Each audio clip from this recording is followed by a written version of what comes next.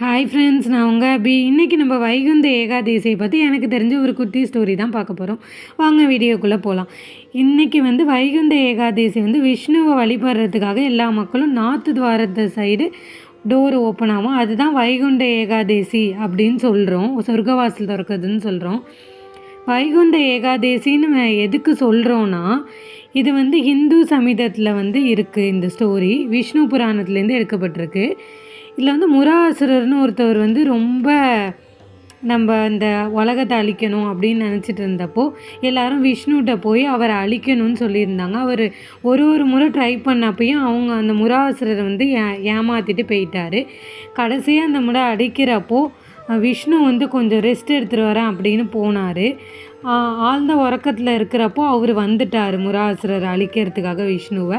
அப்போ அவருக்கு அது தெரிஞ்சு இதுவுமே விஷ்ணுவோட ஒரு திருவிளையாடல் தான். மேலேருந்து ஒரு ஒளிவட்டம் தெரியுது. அந்த ஒளி மூலமாக அவர் ஏகாதசின்னு ஒரு அம்மனை வச்சு அந்த அரக்கரை அழிக்கிறாரு. அரக்கரை அழிச்சதுனா தான் நம்ம வைகுண்ட ஏகாதசி அந்த விரதம் நம்ம கடைபிடிக்கிறோம்.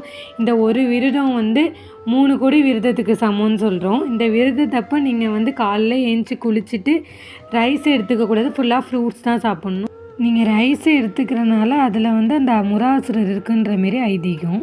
பக்கத்தில் உள்ள விஷ்ணு டெம்பிளை விசிட் பண்ணி பாருங்கள்.